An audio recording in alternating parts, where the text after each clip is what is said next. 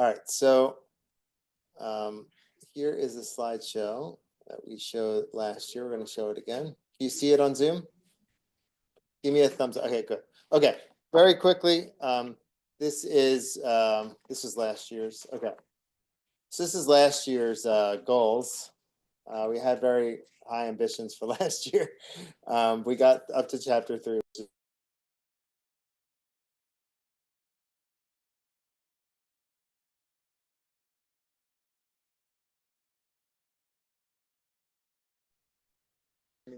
Our goals are to kind of to dig really deep into the Mishnahs. And I had a Shavuot learning experience, just like a conversational experience. It was very powerful. Our Shavuot at Beth Tefillah. I want to try to mimic that in this class. They're great. They're dialogue. We go really deep. It's connective. So I want to be able to do that together. And also chapters of the fathers. Fathers are avot, or multiple people. There's a lot of voices in Pirkei Avot. So we're gonna have a lot of voices in this class as well, hopefully. And we'll have some good dialogue. Okay, so what are we doing here? What is this book, Ethics of the Fathers? Ethics of the Fathers is part of what's called the Mishnah. Okay, the Mishnah is the second stage in the evolution of Jewish law. The first one is the Bible. That's followed by the Mishnah. That was written down in the year 200 CE. Okay, Chapters of the Fathers is a collection of Mishnahs. That's simply what it is. Paragraphs from the oral tradition, written down before the year 200 CE, compiled and put together by Rabbi Yehuda Nasi. He didn't only put down these chapters. He put down many chapters in the whole Mishnah. This is only one book within the Mishnah. My commentary is basically a modern commentary on a very ancient book. There's a lot of modern commentaries that are out there. This is another one. It's an interesting thing to maybe look forward to. I'm looking forward to it. I'm hoping to put out a new book the next few months on the Parsha. So maybe our class will be on that topic next year. So I only choose topics I know about, so I don't have to prepare. No, I'm just joking. Yeah. So every Parsha. Basically, the book's going to be called 1 Minute Parsha. And you're going to be able to read an excerpt from the Parsha in a minute. It'll be deep, but it'll have a big bang for your buck, and I'll have like 4 or 5 per Parsha. So it'll be called 1 Minute Parsha. It's really kind of trick because each Parsha is like 5 minutes because when you start reading the 4 or 5 of them. But 1 minute, you can learn something in a Parsha in a minute. Right? So Bible, Mishnah, and then afterwards you have the Babylonian Talmud, which explains the Mishnah. Okay, that's not this. This is just the Mishnah. And then you have the Mishnah Torah, the Shulchan Aruch, later authorities. We're dealing with Mishnah, okay? Now, the Mishnahs, people might know them from Who Knows One, the song, Chad Gadya. 6 are the books of the Mishnah. There's 6 books of the Mishnah. This is within one of the 6 books of the Mishnah. Which book is it in? It's in this book, Nezikin. Here's Pirkei Avot. Okay, so this is one book within one of the 6 books of the Mishnah. So Mishnah has books, lots of collection of teachings from the holidays to laws connected to men and women, to laws connected to damages. So each section has different laws, different rules, different teachings. Pirkei Avot appears within the chapter of damages. Anybody want to offer a reason why from it was here last year, or a thought on why? Yeah. That in business between 2 people, there has to be a level of menschlichkeit. Correct. And also, this is some say this is a book for the judges, like a guide for judges on how to be proper judges, how to deal with people. So it's a combination of those 2 reasons.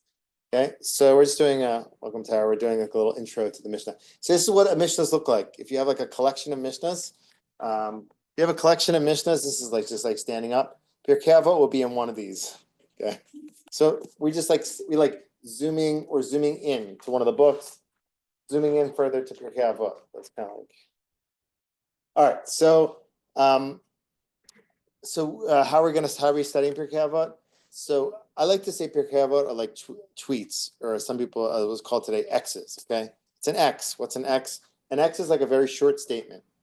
Now it's like longer. Now it's more than 140 characters. So back when Twitter started, it was 140 characters. Every Mishnah is like 1 or 2 sentences, and you have to kind of figure out what's going on. Same thing with Twitter. Like you read a post and you go to the comments to figure out how people are commenting on it. So this is like comments on tweets, like tweets, rabbinic tweets. from a long time ago. They wanted to pack as much as they could into one statement. Now, when you read a Mishnah, usually it's one of the central teachings of that rabbi. It's like one of their main teachings. So I want to try to understand what they're saying. And in this class, what we're trying to do is trying to see how the different teachings within each Mishnah are connected. That's our style. Like there might be 3 teachings in a Mishnah. We'll try to see how they're connected. Some people don't do that. They'll just take one piece and just delve into it. But we try to connect them all and see how they're interconnected. Now, sometimes you have a Mishnah that contradicts another Mishnah. That's fine because they're different rabbis. It's not all a cohesive book. There are many opinions in it. So you have one opinion with this rabbi, another opinion, but could be the same rabbi has 2 opinions and 2 different Mishnahs. Okay, so don't be upset. It's not a cohesive book. It's not like a novel. It's a collection of statements of different rabbis. And another thing we're doing is the interpretation. We're going to try to interpret it in different ways. But I always try to match it with tradition if we can, and not go too far out. So we're a little limited in terms of like how we're interpreting, but there's a lot of openness in terms of like our like openness of thought. But we want to stay within tradition. Okay? One more thing to know about is the Mishnah was written down in the year 200. Why? Because there was nothing written down until then. And they were worried that the oral tradition would get lost. So everything was transmitted orally until the year 200. And that was the first time they ever wrote any of the oral tradition down. So they wrote down the statements, the main statements of the rabbis.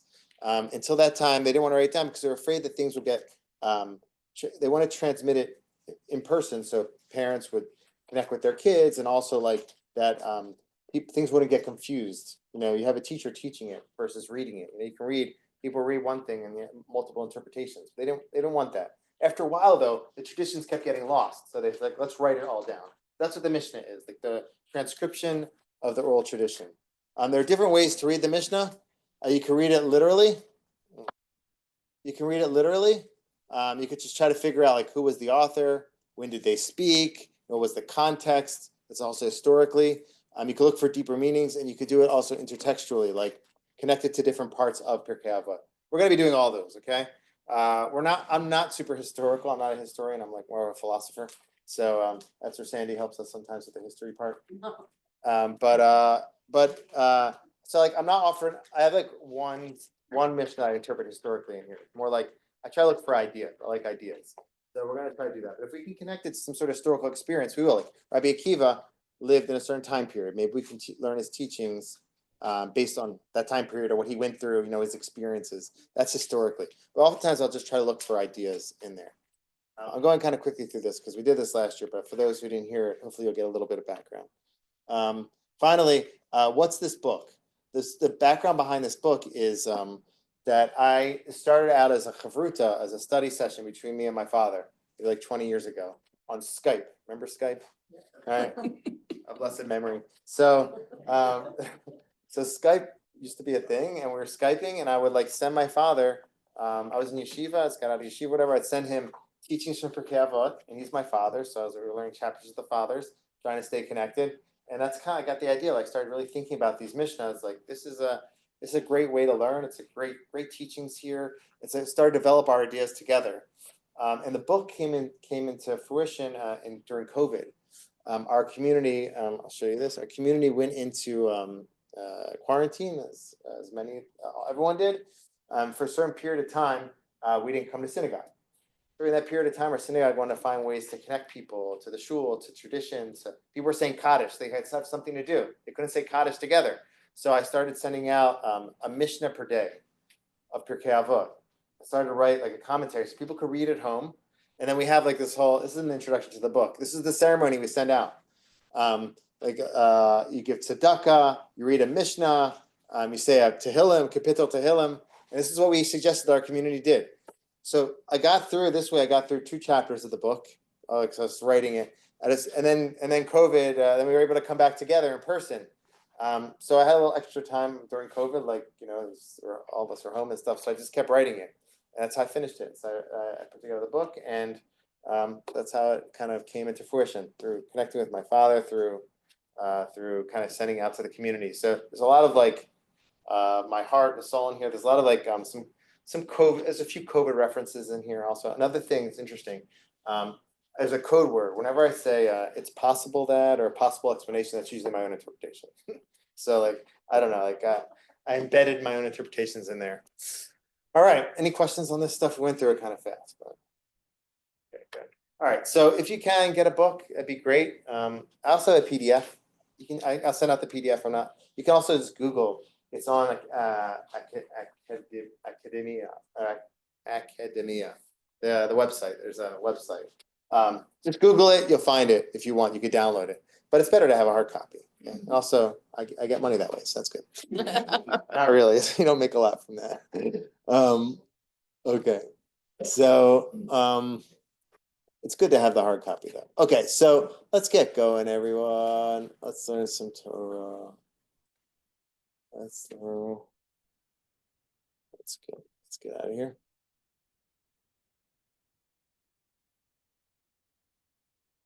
Okay. Like all these people up here. Let's keep them up there. Okay. Let's learn some ethics of the soul.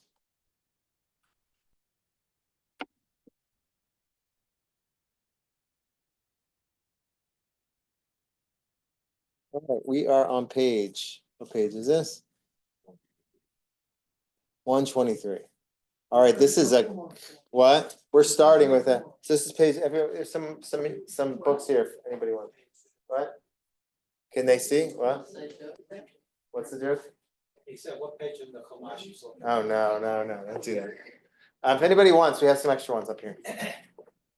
You can also look on the screen.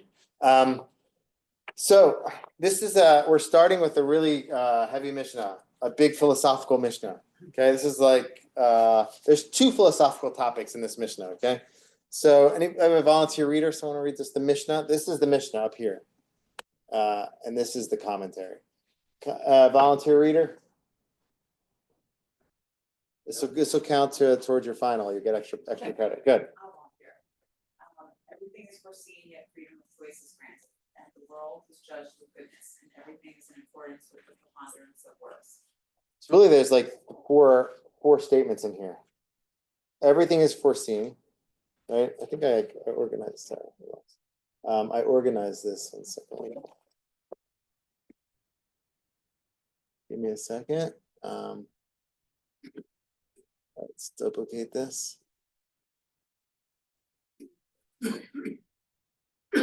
Moment. There we go. Yeah, that's interesting. The first two. What? The foreseen and freedom of choice, they sort of are opposite. Yeah, they're exactly. They really are. That's the big discussion here, or on this Mishnah. On one hand, everything is foreseen by God. God knows everything. On the other hand, free will is given. So how do you make sense of that? That's the first philosophical topic, really. Free will versus determinism. We're not going to go so deep into that, but yeah. Very easy to make sense of it because God knows every outcome.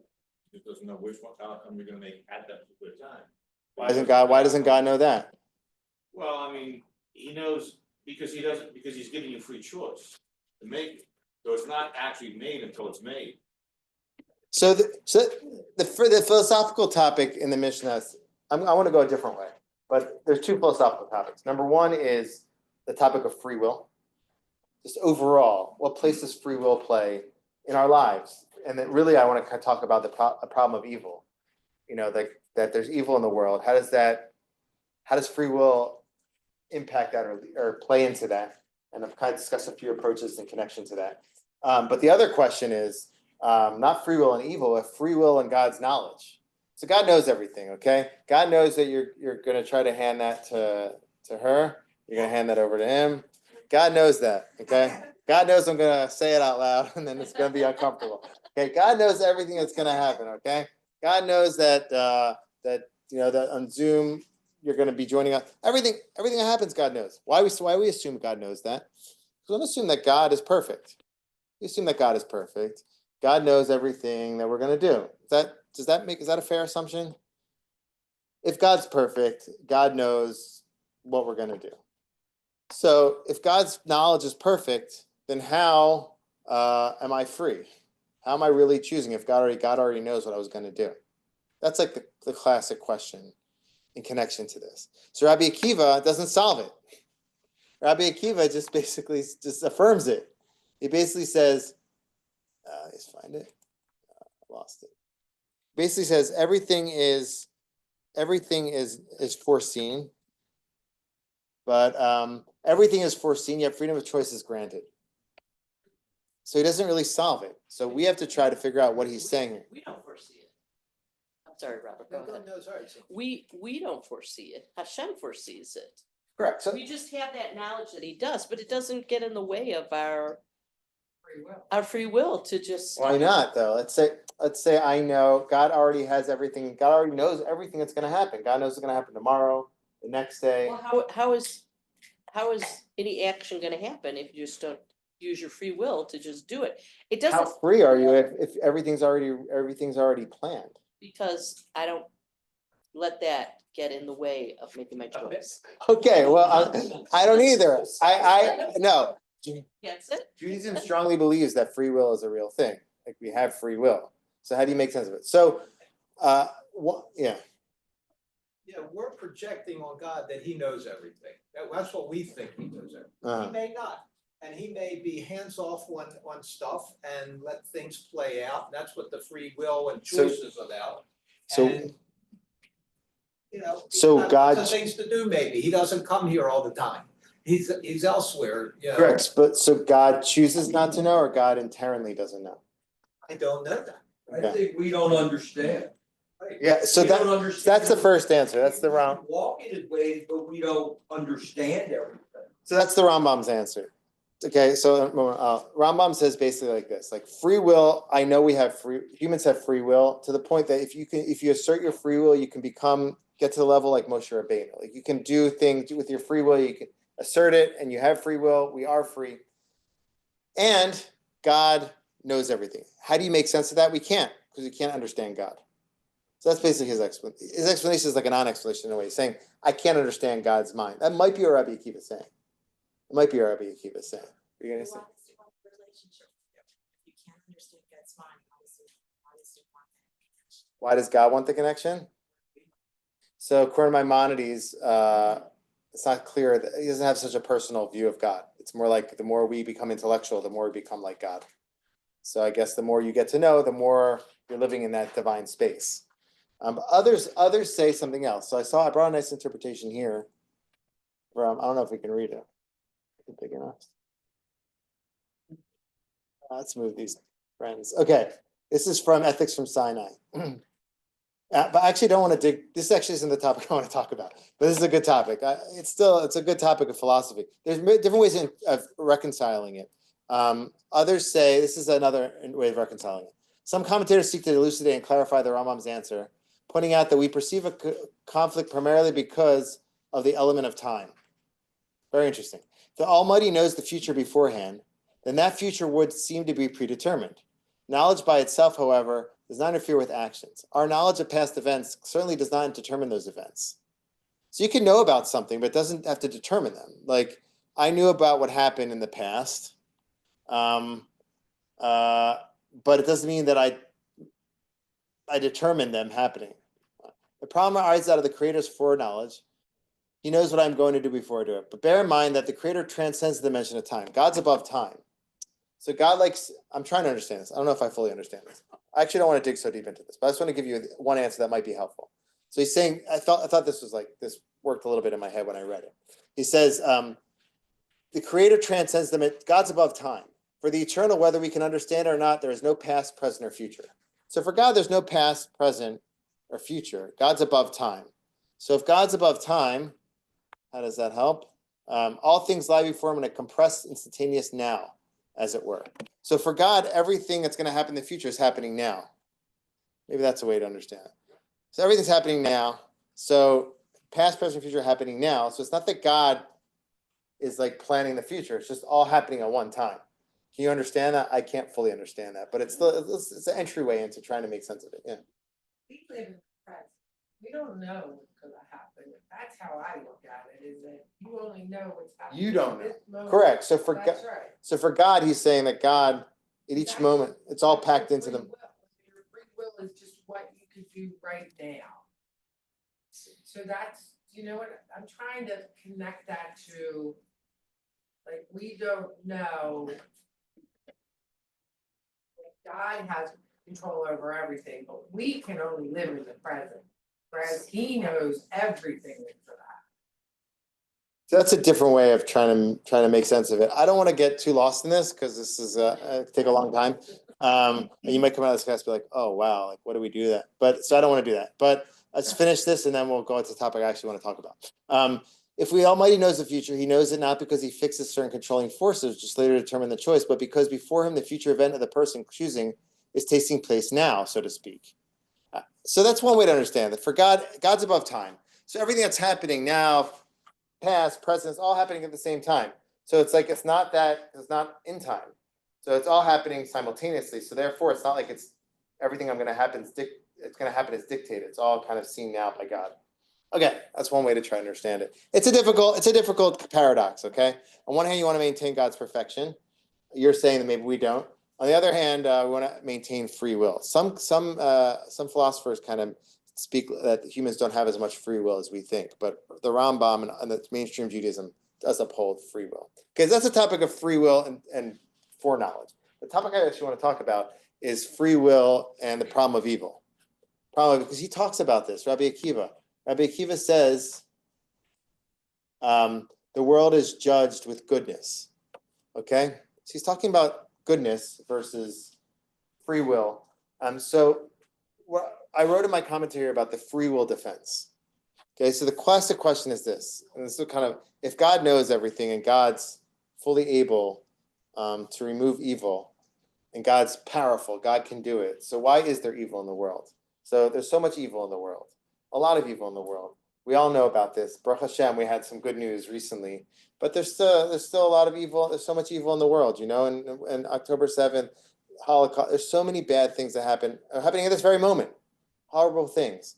So the question is, why does God let that happen? Why does God allow those evil things to happen? I'll give you, and that's called the problem of evil. And the question, I'll make this question a little bit sharper. Let's say a parent is watching their child getting harmed.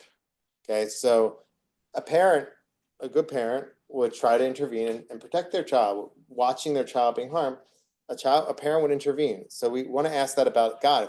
God's the ultimate good. God's fully able to make something. If you believe that you uphold the belief that God's able, God's omnipotent, God knows everything, God's able, God's able, God knows everything, God's good. If God knew everything, God was able, but God wasn't good, then God wouldn't remove the evil, right? Some people say that, right? God's able to, but God's able to remove the evil, but God, there's all this evil in the world, so God's not a good God. It's not a good God, right? But if you uphold that God's good and God's able to remove the evil, you have to figure out, why is there evil in the world? Like, what's the evil doing in the world? Why is there bad? Why do bad things happen if God could remove it? Why does it happen? So Rabbi Akiva here provides one answer. He says basically that free will is granted. Freedom of choice is granted. And this is like a big answer to the problem of evil. This idea that in order for us to have good, we have to earn the good. What I mean by that, so like if a parent wants to give their child good, they could be just shower upon them goodness. But a good educator, a good parent wants the child to earn it, to find a way that it could be their own, not just giving it to them, but having them earn it in a way that they would feel like they earned it on their own and it's theirs. So when God created the world, God wanted us to choose good. Wanted us to choose good things on our own. God could have created us in a way that we're just robots, that we just do good, that everywhere you go, everyone's just smiling at each other. Anybody ever seen the Truman Show? Seen the movie? Good. So I teach in other settings, and sometimes when I mention certain movies, my younger crowd doesn't know what I'm talking about. I'm putting myself in the category of the older crowd with these movies. So the Truman Show, you know about that movie? It's like a movie about how like they're trying to dictate all kinds of things in this guy's life. It's like a movie scene almost. it's a whole story, but basically like trying to like, in all kinds of ways, dictate someone's life and portray it in a movie, really. So like God could have done it all the way with us, that we just basically like anything we do, we're not choosing it, that God's forcing us to do it. And we would get reward for that. We would become better people. We would get reward in the next world, but God didn't want that. God wanted us to have the freedom to choose it. If we choose it on our own, we earn it, and then we can benefit from personal spiritual growth, or we can get to the next world and through our actions and benefit from great reward in the next world. So God wants us to earn it. So in order for us to earn it, we have to be free to do so. This is called the free will defense. We have to be free to do though. We have to free to choose. In order for you to freely choose the good, you have to be a choice to do bad. The choice to do bad. And so that's kind of where evil comes in. Evil comes in the sense that if I have freedom to choose good, I have to have full freedom to choose bad. Now, there is a protective measure in the system. That's this statement here. And the world is judged with goodness. But God doesn't let it go too far. So even though we have free will, God intervenes and God tries to make things better and try to help us. And so it doesn't get out of control. But there has to be an element of freedom to choose good and to choose bad. And as a result of that, you have some people who are really bad. Some people are really bad because God gave us that freedom. That's like one answer to the problem of evil. Yeah. Wait, so there's this kind of protection, right, that God is saying, I'm not gonna let it get too out of control. Yeah. But it does get too out of control. So how is that explained? Yeah, I mean, some things don't have. Some things don't. Some things like things do get too out of control sometimes. Because perhaps our view of time is so very different than Hashem's view of time, that in maybe his time line or time, space, or whatever, it doesn't seem that long. For us, obviously, it seems very long. So this, I would agree that I'd say that the viewpoint of too much out of line depends on what the viewpoint is. And that's what you're saying. And so there. and there also could be a purpose for what happens. So okay, good. So here are a few general categories connected to this. Okay, there's 4 main categories for explaining this, and we're gonna do this for like Seinfeld. Okay, good. Perfectly serious. Ringtone. Okay, there's 4 main categories of ways to answer this. The free will defense is only one of them. So you have the natural order model. We taught this before, yeah. The second one is a providence model. Okay. The third one is faith. And the fourth one is a pragmatic model. Okay. I'm not going to go super deep in this. We did go over this in Shabbat, but I could give you the general flow of things. Okay. Rabbi Akiva, the natural order model really has like 2 parts to it. The first part is that nature just takes its course. So who's the nature? The natural world takes its course, and God can't always intervene in that. God allows nature to be nature, and so sometimes natural occurrences will happen, and we suffer from that because that's the nature of things. Like there's diseases, there's cancers, all kinds of stuff that are in the world that God allows because God allows the natural world to be as it is. So who says this? This is Rabbi Harold Kushner's approach in when bad things happen to good people. Okay, he basically says like this: nature. By the way, at the beginning of class, you need to do like at the funeral, tell people to silence their phones. Absolutely. Just a second. Did you read that at home, by the way? No, I did. I don't know if you can read that at home. All right. Nature takes its course. This is Rabbi Harold Kushner. Basically, like he says that God can't fully. He says God can't fully intervene. He says God's not fully able. That's what he says in his book. Yeah, That's why his book's a little bit a little bit of a difficult read for me. But that's one answer that's all. I think nature takes its course. God doesn't control. God doesn't control nature. And so why does God do that? God created a world that we would help complete and make it better. That's his statement. But his Rabbi Harold Kushner, his child, he was a rabbi. He had all the answers. Like I have all the answers. He had all the answers, okay? And people would come to him with suffering, and he always was there for them in their tough times. But when he was struck with a tragedy, his child had a disorder called progeria, which is rapid aging. And he saw his child rapidly age very quickly. I think he died within like 14 or 19 years or something like that. And he saw his child grow, his child die. And at that point, he went through a big crisis of faith. Because all the answers that he had for others didn't work for him. Okay, all these other answers I'm going to provide for you, they didn't work for him. Okay, so, and he got to a point where he's like, it can't be that a good God would do this to me.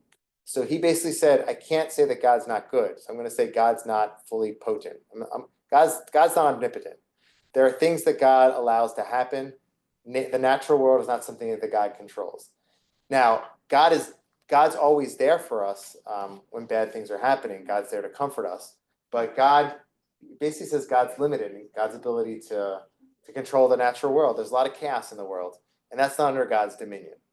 That's his explanation to it. Many people resonate with that, many people don't. If you're like a traditionalist, it's a difficult explanation because you're like, you asked the question, but you didn't really answer it fully because you basically said that God is not able.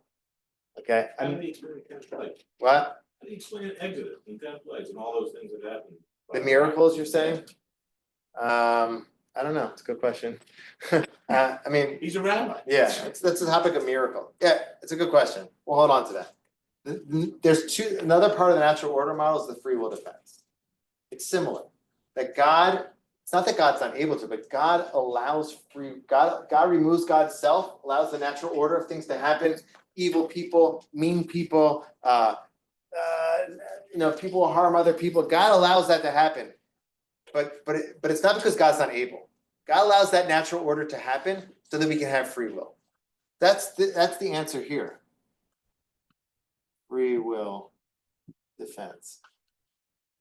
This is for people, and this is for natural causes. So that's like the difference. This is for people. Okay, so when it comes to people, why is there evil in the world? Because God wants people to have free will. And if they're going to have free will, they have to be able to choose good and bad. And when they choose bad, that's what leads to bad things happening. Why is there cancer? Why is there these natural there's a fire? There's fires in LA. Those fires where people lost their property. They were so much bad happened. It's nature taking its course. God can't intervene. That's one answer. Okay. Now the completely other answer that appears in our tradition is that no, everything has a reason, and God's doing it all. That's the providence model.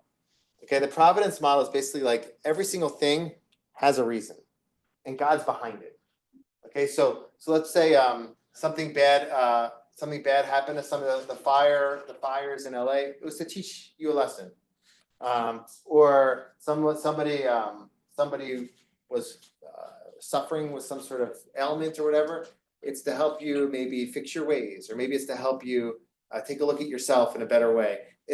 Everything has a reason based on the providence model. So if you look through our text, like there may be 30 explanations that fit in the providence model. I'll just give you a few of them. Reward and punishment. Reward in the next world. Punishment. I said that.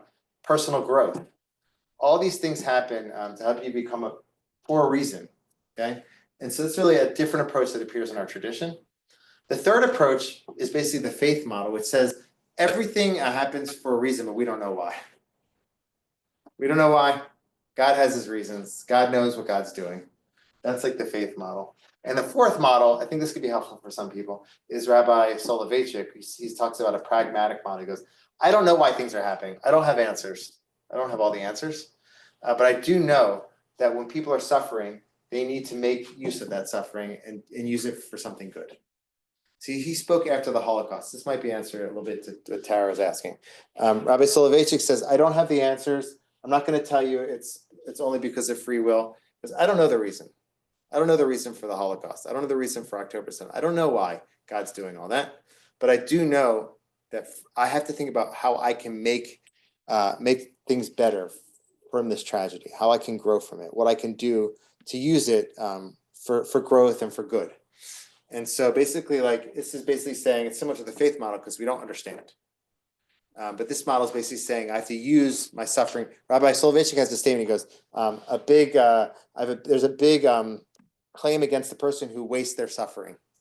Is don't waste your suffering. Use your suffering for growth. So this is basically like in like 10 minutes, I gave you like this whole thing. But basically, Rabbi Akiva might be offering a free will defense here. Basically saying something like this.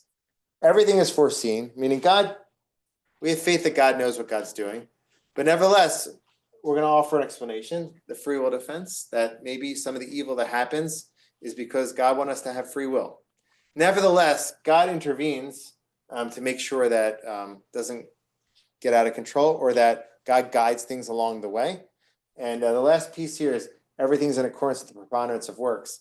We still have to do our part. It's not like God's just going to make everything great. We have to do our part, our preponderance of works, to make things better, to like improve the world. Yeah. Your translation on that last part, because it doesn't read to me that Rov was, Hama'aseh. yeah, How do you understand that?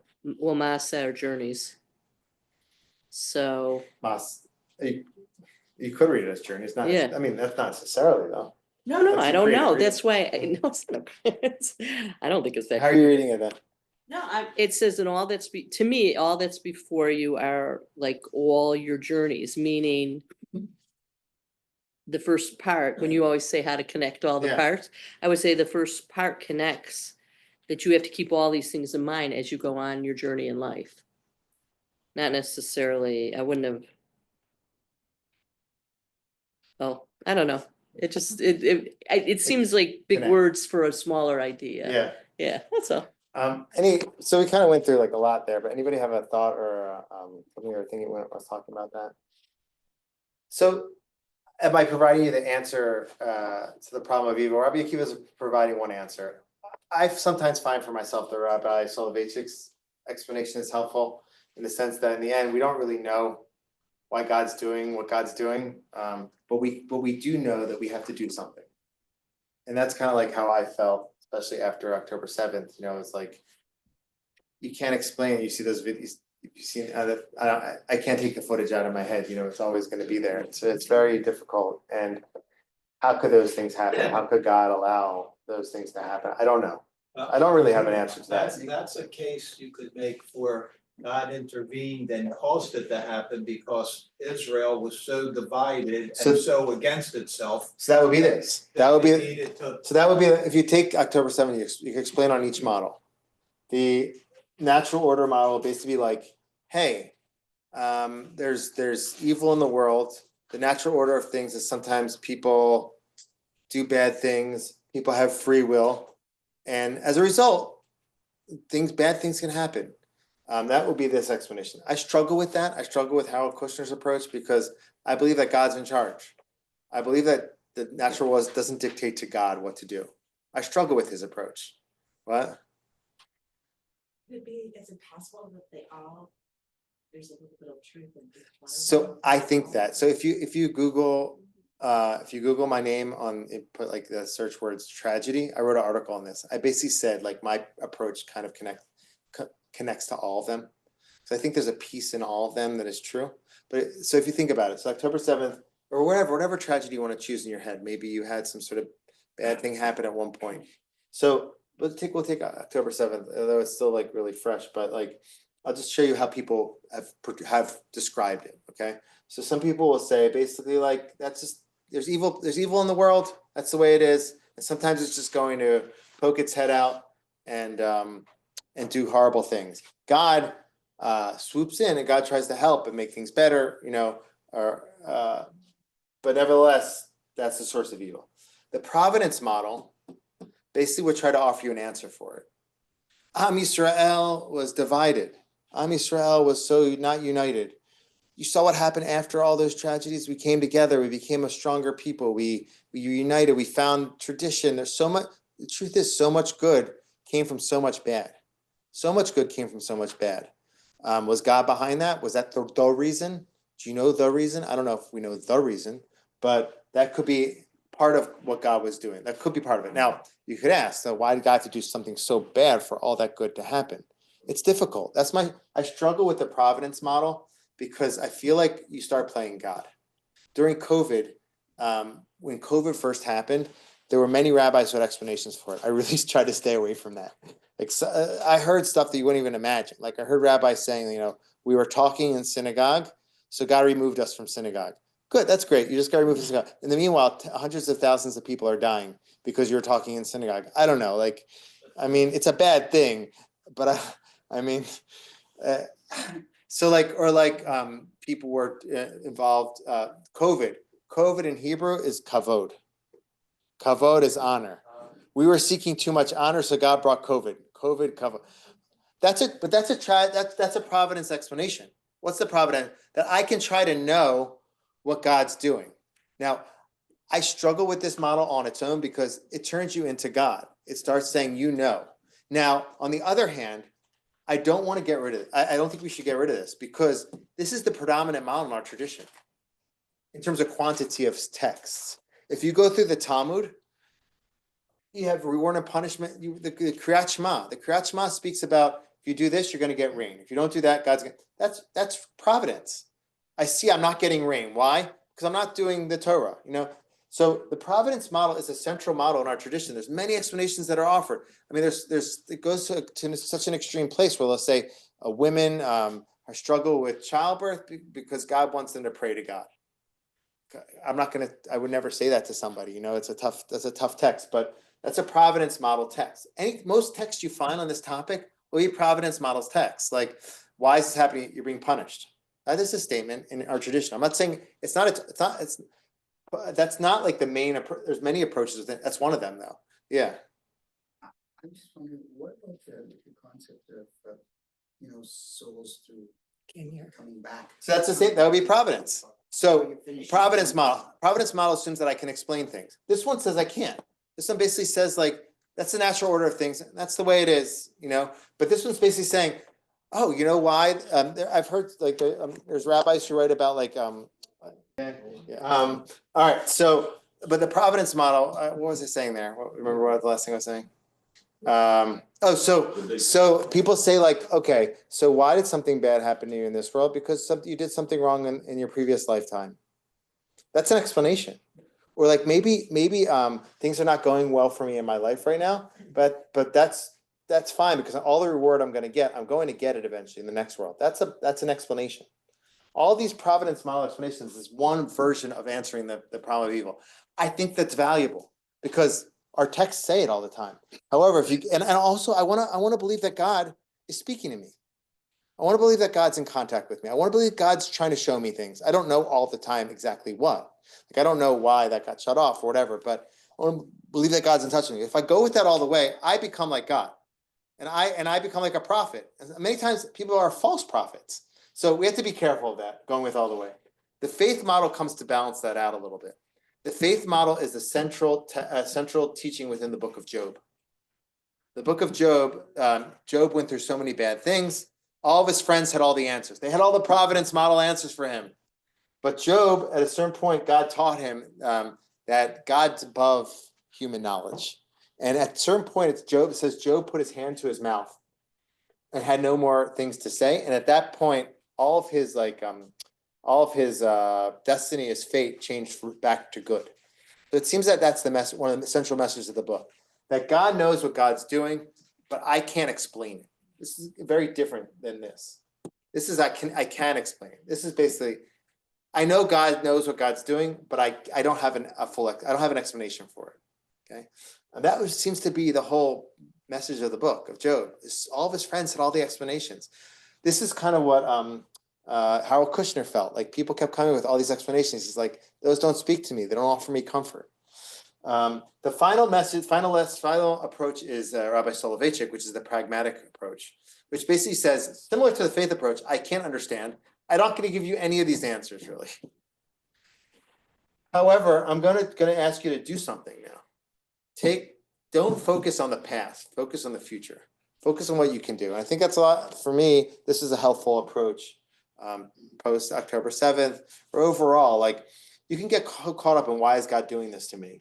What's the reason? And you could try to offer answers, but the question is, like, what are you gonna do now? How can you make things better? What can you do looking forward? So Rabbi Soloveitchik speaks about like the man of destiny, a person of destiny who's not just accepting their fate, but they're establishing their destiny. That's the pragmatic approach, pragmatic model. So as you said, what's your name? Leora. Leora. And what's your name? Joe. Joe and Leora. Okay. Where are you from in the area? I haven't seen you before. Long story. Okay, long story. All right, you're with okay, cool. Well, welcome. So I think all four of them kind of like work together, and I kind of oscillate between them, although I'm not so into this one as much. It's personally, as my person. Rabbi Wahlberg, very much into this one. That's how Rabbi Wahlberg explains a lot of the problems of evil. They'll basically say like, that's there's diseases, there's bad things in the world. What can you do about it? Like and he says God's here to comfort us, or God helps try to make it better. But that's how I'm not downplaying it. It's an approach. I don't connect to it as much. Like, in some respects I believe in it, but like these other models offer me more kind of strength and inspiration. All right, so we got, yeah. I was just thinking that the Soloveitchik pragmatic model fits in with that last part of the actual Mishnah. Everything is, I like that. Yeah. Maybe the faith model is the first one. A kol tzafui. Yeah. So, okay, good. So let's do one more. Let's do for 10 minutes another Mishnah. Okay. I want to skip to the Mishnah after this Mishnah. So I want to talk about Chabad. Okay. I'm not sure how far we're going to get into this, but we can start today and then we'll get into it for next week. And then we'll go back to 320 next week. Okay. We're going to do 321 right now. 27. What page? 127. Nice. Okay. All right. And I'll just say outside of the text, I think that non-Orthodoxy has a lot to learn from Chabad. I think Chabad has a lot to learn from non-Orthodoxy. I think both should learn from each other. Okay, what do they have to learn? Okay, so we'll see.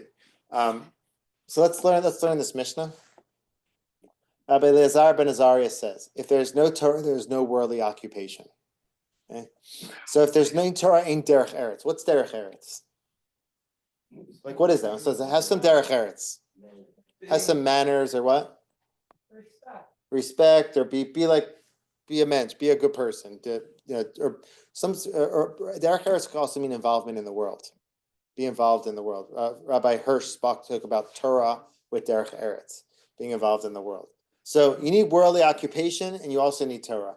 And if you don't have either, you don't have both, you can't have either. That's very interesting, right? You might say I can have worldly I can have Torah, I can have worldly occupation, but I won't have Torah. Or you can have I only want Torah. No, you need both. You need a combination. You need to be involved in the world, and have a connection to the world. If there's no wisdom, there's no fear of God. That's kind of, I guess that's intuitive. If you don't know God, you can't fear God. You can't. What is fear of God? It's not talking about being afraid of God per se. It's talking about having honor or recognizing God's greatness. I don't know if you've ever been around like a celebrity. Anybody ever been around a celebrity where they were like in awe of them? Like, it's like some sort of word for that. What is it like? Starstruck. There's some other word also. Celeb something. I don't know. Anyway, starstruck. So anybody ever been starstruck before? No. So like the more you know about that celeb or that person that. If you ever met a president, that's not a good example all the times, but everybody has. I don't want to open that one, but a prime minister. No, I'm not going to go there either. But so like if you meet somebody that you really respect, you know everything about that. You read an author's book. You read all their books. You finally meet them. It's an amazing thing, right? So like, the more you know about Hashem, the more you know God's creations, the more you have awe and you'll be inspired by Hashem. That's kind of what it's saying. It could also mean fear, like literal fear, but I'm sure it goes way beyond that. If there's no understanding, there's no knowledge. Okay, so if you don't understand something, you can never come to know it, right? You need to first process it, etc. If there's no knowledge, you don't have, if there's no knowledge, there's no understanding. You have to have information or concepts in order to develop new concepts. That's kind of the back and forth. If there's no flour, there's no Torah. It means kemach in Torah. So you need a livelihood in order to, what? Kesef, yeah. Imein Torah in kesef in kemach in Torah. There's no Torah, there's no flour. Okay. I'm not going to tell the joke about the son-in-law. You know that one? Okay. You know that one? Yeah. All right. Yeah. Okay, but the son-in-law got married. He got married, and he was a Bachor Yeshiva. He's a great Torah learner, and his father-in-law, was impressed by his learning, but he's like worried, like, how's he going to take care of my daughter? He goes, how are you gonna get a house? What are you gonna do for a house? He says, God will take care of us. What do you do for a job? God will take care of us. What are you gonna do for your car? What are you gonna do for your, how are you gonna pay for your kids' education? God will take care of us. So one of the father-in-law's friends asked him, how's your son-in-law? He's like, he's an awesome guy. He's really sweet. He's perfect. Only problem is he thinks that I'm God. So it's a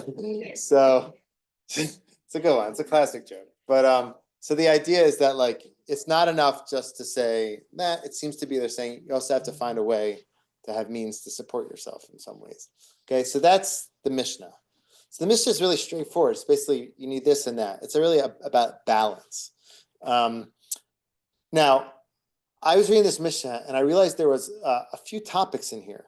And if you just, I wrote them down. You have Torah, you have wisdom. Oh, sorry, this is the parallel. All right, let me see how much time we have. All right, let's just do a little bit of this, okay? Yeah. Sorry.